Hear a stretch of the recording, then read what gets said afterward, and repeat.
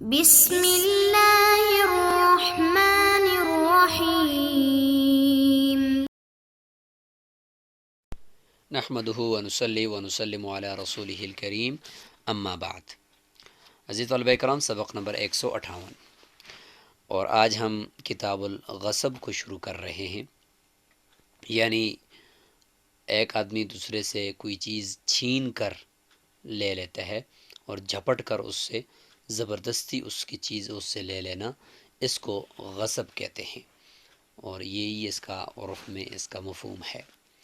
تو اگر کوئی آدمی اس طریقے سے کسی سے اگر کوئی چیز لیتا ہے تو اگر اس کو پتہ بھی ہے کہ یہ دوسرے کی چیز ہے اور پھر بھی اس سے وہ چھین لیتا ہے تو یہ گنہگار ہوگا، اور اگر وہ چیز اس کے پاس موجود ہے تو اس نے واپس کرنی ہوتی ہے، اور اگر موجود نہیں ہے تو پھر اس صورت میں اس نے اس چیز کا کیا ضمان دینا ہے، ضامن ہے یہ۔ اگر وہ چیز اس طرح کی چیز بازار میں ملتی ہے تو لا کر وہی چیز دے دے گا، اگر نہیں ملتی تو پھر اس کی قیمت جو غصب کے دن ہے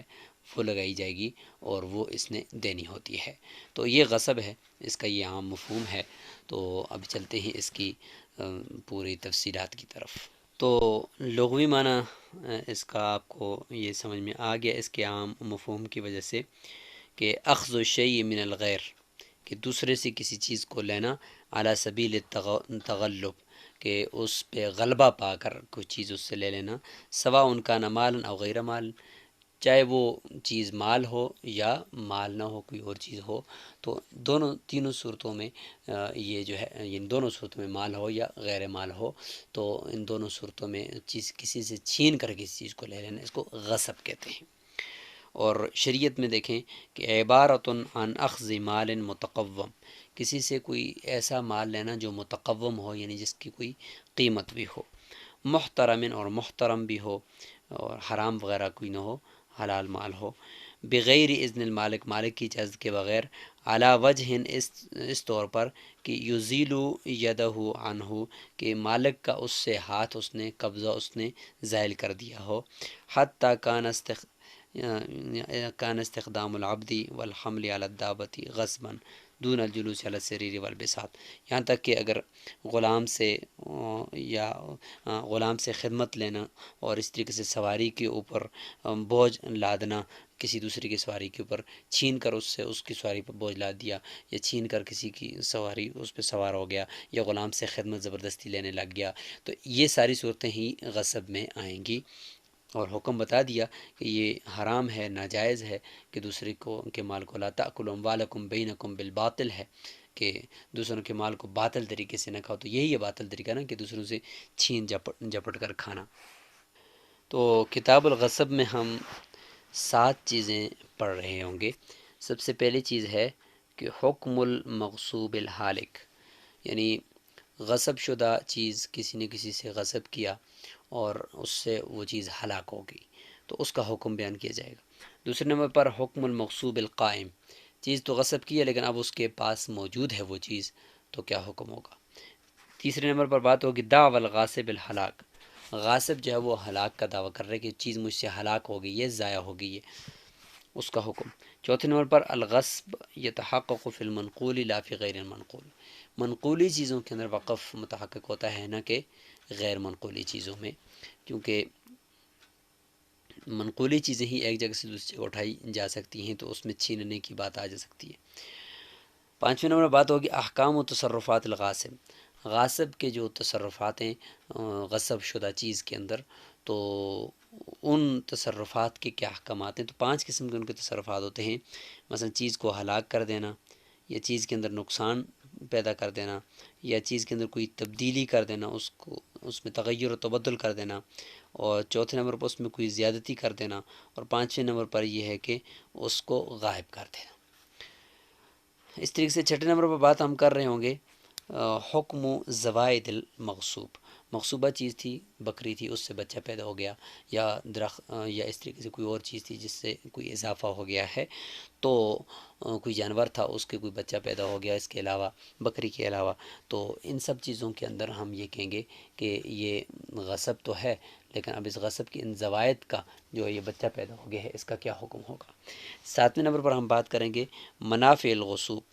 یعنی غصب شدہ جو چیز ہے اس کے جو منفعت ابھی تک اس نے روکے رکھی ہے، اور سواری ہے یا اس طریقے سے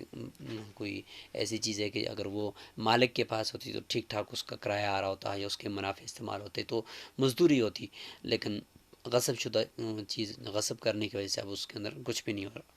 تو یہ پورا کتاب الغصب کا خلاصہ ہے۔ کتاب الغصب، ومن غصب شیئا مما له مثل،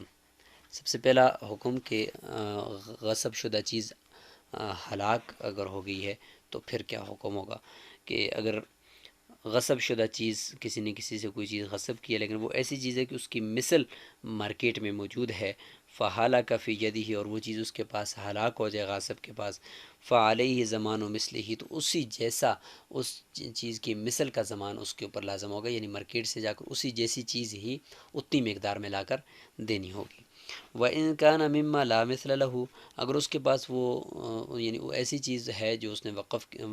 غصب کی ہے کہ جس کی کوئی مارکیٹ میں مثل موجود نہیں ہے، فعلیہ قیمت، پھر ظاہر اس کی قیمت دینی پڑے گی، اور جس دن اس نے غصب کی اس دن جو اس کی قیمت تھی وہی قیمت دینی پڑے گی۔ وعلی الغاصب رد العین المغصوبہ، اگر عین چیز موجود ہے تو اس کا کیا حکم ہوگا، تو اب یہاں سے اس کا حکم شروع ہو گیا ہے کہ اگر مغصوبہ چیز جو اس نے غصب کی تھی وہ بعینی صحیح سالم اس کے پاس موجود ہے تو وہ سب سے پہلے اس کا ادا کرنا یعنی واپس کرنا ضروری ہے۔ فَإِنِ ادَّعَىٰ هَلَاكَهَا، اگر وہ دعویٰ کرتا ہے کہ چیز تو میرے پاس ہلاک ہو گئی ہے تو قاضی ایک دم سے اس کی اس بات کا اعتبار نہیں کرے گا، چونکہ غاصب ہے، ڈاکو ہے، تو ایک دم سے اس کی بات کا کیسے اعتبار کریں۔ حبسہ الحاکم، حاکم اس کو محبوس کرے گا، قید کرے گا، حتی یعلم، یہاں تک کہ سمجھ لے کہ انہا لو کانت باقیۃ لاظہرہا، اگر یہ چیز اس کے پاس باقی ہوتی تو یہ ضرور اس کو ظاہر کرتا، لگتا ہے کہ یہ چیز اس کے پاس موجود نہیں ہے تو پھر اس کو چھوڑ دے گا۔ ثم قضى علیہ ببدلہا، پھر اس کو رہا کر دے گا اور اس کے اوپر اس چیز کے بدل کا فیصلہ کر دے گا کہ آپ ابھی اس کا جو بدل ہے وہ لے کر آ جاؤ۔ تو یہ یہاں تک یہ مسئلہ اس طریقے سے مکمل ہو جائے گا۔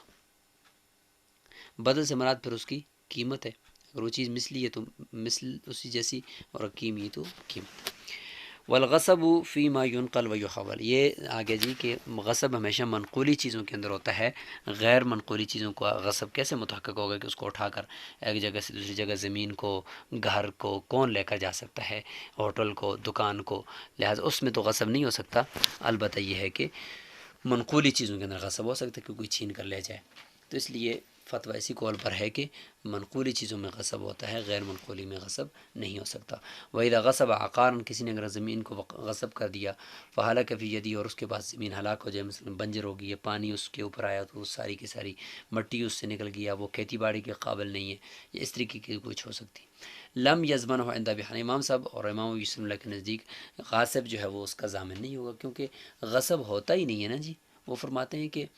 غصب کس طریقے سے ہوگا کہ کوئی آدمی گھر میں ہے اور دوسرے لوگ آ کر اس گھر پہ قبضہ کرتے ہیں، تو کس طریقے سے غصب ہوگا۔ مثال کے طور پر وہ غصب کا مطلب ہی یہ ہوتا ہے کہ کسی کے قبضے کو اس سے یعنی ختم کر دینا چیز سے، تو یہاں پہ قبضہ کیسے ختم ہوگا، چیز تو اپنی جگہ سے ہل نہیں رہی، غیر منقولی ہے، اس لیے شیخین فرماتے ہیں کہ یہ غصب متحقق نہیں ہوگا۔ وقال محمد رحمہ اللہ، امام محمد رحمہ فرماتے ہیں کہ یضمن ہو، ضامن ہوگا، کیونکہ ان کے ہاں جو ہے بے کے اندر یہ مسئلہ بھی تھا کہ قبل القبض اس کی بے یعنی غیر منقولی چیز کی بے جائز نہیں تھی امام محمد رحمہ اللہ کے نزدیک، لہٰذا یہاں پہ غصب بھی کے اندر بھی وہ غاصب کو ضامن قرار دیتے ہیں۔ وہ فرماتے ہیں کہ ضامن ہوگا، کیونکہ اس میں بھی غصب متحقق ہو سکتا ہے کہ کوئی آدمی آ کر اپنی چہتی باری لگا دے اور آپ نے سارا کچھ کر دے۔ وما نقص منہ بفعلہ، اور اگر کوئی اس کے فعل سے کوئی کمی آ گئی ہے، یعنی اس چیز کے اندر کوئی غصب شدہ چیز کے اندر کوئی اس کے فعل سے کمی آ گئی ہے تو اب اس کا کیا کریں گے، یعنی اسی زمین کے اندر،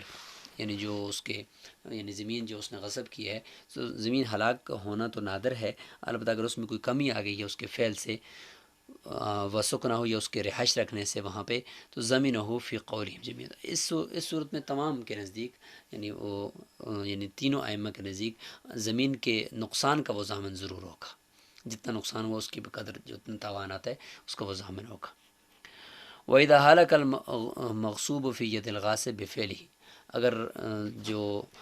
یعنی یہاں سے آپ یہ سمجھ لیں کہ جو غاصب ہے اس کے 5 تصرفات شروع ہو گئے، 5 قسم کے اس کے تصرفات ہیں وہ یہاں سے شروع ہو گئے ہیں۔ سب سے پہلا تصرف ہے ہلاک، یعنی چیز اس کے ہاتھ سے ہلاک ہو گئی ہے اور غاصب کی ملکیت میں اس کے فعل سے ہوئی ہے یا بغیر فعل سے ہوئی ہے، اس چیز کا ذمہ دار جو ہے وہ مغصوب منہ نہیں ہے۔ یاد رکھیں یہاں پہ جو غصب کرنے والا اس کو غاصب کہتے ہیں، جس چیز کو غصب کرتا ہے اس کو مغصوب کہتے ہیں، اور جس سے غصب کرتا ہے، جس سے، تو اس بندے کا نام مغصوب منہ ہے، مغصوب منہ۔ تو زمان اس کے اوپر بہرحال آئے گا، اگر جو اس کے اپنے فعل سے چیز اس کے پاس ہلاک ہوئی ہے یا بغیر فعل کے، فعلیہ زمان ہو، اس کے اوپر زمان ہر حال میں لازم ہوگا۔ وَإِن نَقَصَ فِي يَدِهِ، اگر ہلاک تو نہیں ہوئی لیکن دوسرا تصرف یہ ہوا کہ اس میں کمی آ گئی ہے، کچھ نقص آ گیا ہے اس چیز کے اندر، تو اب کیا کریں گے؟ تو کہتے ہیں کہ نقص اگر آ گیا ہے تو نقص کا بھی اس کو زمان دینا پڑے گا، فعلیہ زمان النقصان، اس کے اوپر نقصان کا زمان لازم ہوگا۔ ومن ذبح شاۃ غیر بغیر امرہ، نقصان کی ایک مثال آپ کو دی جا رہی ہے کہ کسی نے دوسرے کی بکری اس کے حکم کے بغیر ذبح کر دی، تو ذبح کرنے میں بکری کچھ تو مالک کا نقصان ہوا لیکن کچھ نقصان کی تلافی بھی ہوئی، کیونکہ دودھ اور نسل کی بڑھوتری اس کا تو نقصان ہوا کہ اب نہیں ہو سکتا، لیکن اس طرف گوشت آ گیا، تو بکری کا گوشت آ گیا بڑا قیمتی قسم کا، تو اس صورت میں پھر کچھ نقصان ہے لیکن کچھ نہیں ہے، تو مالک کو ہم یہ کہہ دیں گے کہ آپ کو اختیار ہے، ان شاء ضمنہ قیمتہ وسلمہ الیہ، ایک اختیار تو یہ ہے کہ سارے کی ساری بکری حوالے کر دے غاصب کے اور اس کو اس کی پوری کی پوری قیمت کا ضامن بنا دے، وَإِن شَاءَ ضَمَّنَهُ نقصانها، اور یہ بھی اختیار ہے اس کو کہ چاہے تو وہ اس کو نقصان کا ضامن بنا دے کہ آپ نے میرا نقصان کر دیا، اب میری یعنی بکری کی نسل آگے نہیں بڑھ سکتی، یا دوسرا یہ کہ اب جو ہے وہ دودھ وغیرہ میں کس سے دوں گا، تو اس کے لیے اس کا جو نقصان ہوا مجھے آپ دے دیں۔ اس طریقے سے ایک اور مثال ہے جی نقصان کی کہ ومن خرق ثوب غیرہ خرقا یسیرا، کسی کا کپڑا پھاڑ دیا دوسرے نے، کچھ تھوڑا بہت پھٹ گیا تو زمین نقصان ہو تو اس کے نقصان کا وہ ضامن ہوگا، یعنی کپڑے کی قیمت پھٹنے سے پہلے لگائے، پھٹنے کے بعد لگائیں، درمیان میں جو فرق ہو گیا قیمت کا وہ فرق اس نے دینا ہوگا۔ وَإِنْ خَرَقَ خَرْقًا كَثِيرًا، اگر بہت زیادہ پھاڑ دیا اور بالکل ناقابل استعمال کر دیا اس کو، یبطل عامۃ منفعتہ، اور ایسا پھٹنا ہے کہ اس کی عام منفعت کو اس نے زائل کر دیا ہے، فلمالکہ ان یضمنہ جمیع قیمتہ، تو مالک کو اختیار ہے کہ وہ اس کو پوری کی پوری قیمت کا ضامن بنائے، چونکہ اس صورت میں کپڑا سارے کا سارا اس نے ضائع کر دیا، تو کپڑا وہ غاصب خود رکھے، جو مالک ہے اس کو پوری کی پوری قیمت دے دے۔ یہ ہو گیا جی یعنی پہلا تصرف اور دوسرا تصرف، ہلاک کر دینا چیز کو غاصب کا کی طرف سے، اور دوسرا یہ کہ اس میں کمی کر دینا۔ تیسرا تصرف یہاں سے شروع ہو گیا کہ وَإِذَا تَغَيَّرَ، تو یہ جو تیسرا تصرف ہے انشاءاللہ اس کو ہم اگلے سبق کے اندر ڈسکس کریں گے، یہاں تک آج کے لیے اتنا ہی کافی ہے۔ السلام علیکم ورحمۃ اللہ وبرکاتہ۔